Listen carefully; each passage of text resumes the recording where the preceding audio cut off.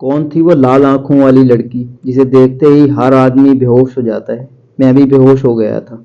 कौन थी वो लड़की जिसकी वजह से 30 साल से ऊपर वाला कमरा बंद था। तो चलते हैं, आज की हमारी जो स्टोरी है बहुत अमेजिंग स्टोरी है और मैं आप सबका शुक्रगुजार हूँ कि आपने टाइम निकाला मेरी वीडियो को देखने के लिए। उससे पहले आपसे एक छोटी सी दरख्वास्त है कि आपने मेरे चैनल को सब्सक्राइब नहीं किया, यार चैनल को सब्सक्राइब कर लें। बहुत मेहनत होती है वीडियो क्रिएट करने में।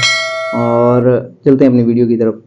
ये आज से 30 साल पहले का वाक़या है जो मेरे साथ पेश आया था। मैं अपनी नौकरी के लिए सक्खर आया था। यहाँ मेरे मामू रहते थे, तो कुछ दिन मैं उनके घर ठहर गया कि जब तक कहीं और मेरा रहने का बंदोबस्त नहीं हो जाता। मामू जान के घर ही मैं कई सालों बाद आया था। बचपन में कभी अम्मी जान के साथ आया करता था।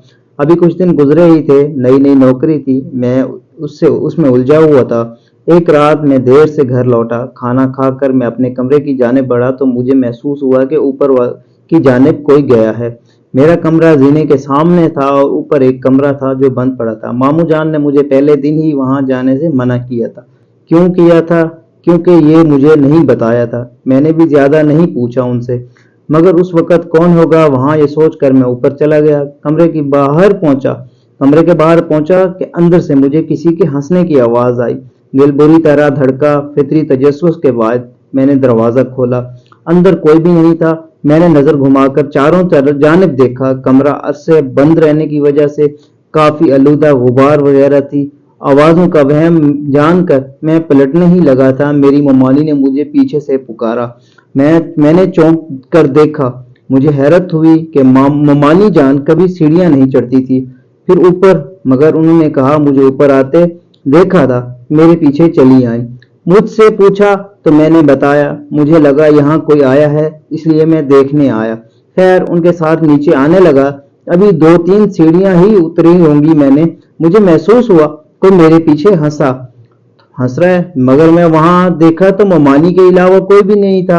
अपनी गर्दन घुमाई, मेरे होश उड़ गया दोबारा। मेरे पीछे एक ममानी की बजाय एक झलसे हुए चेहरे वाली लाल आंखें, उजड़े हुए बाल, बहुत मोटी मोटी आंखें, जिसे देखकर मैं बेहोश हो गया। खौफ से सीढ़ियों से उतरते हुए नीचे गिर पड़ा। आहिस्ता आहिस्ता मेरे पास आ रही थी। मेरी आवाज हालत में ही रह गई थी। बामुशक्कल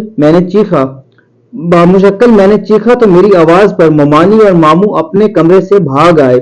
मेरी हालत बहुत गैर हो चुकी थी। मैं नीम बेहोशी में था। मुझे वो लड़की अपने सामने महसूस हो रही थी। मामू शायद समझ चुके थे कि मुझे क्या हुआ है। उन्होंने मुझ पर दम किया और अपने कमरे में ले गए। कुछ दिन बाद जाकर मेरी हालत बेहतर हुई।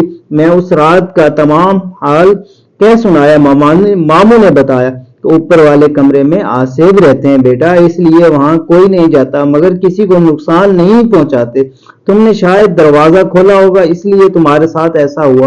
उसके बाद जितना वक्त भी मैं उनके घर रहा, कभी जीने के पास भी खड़ा नहीं हुआ।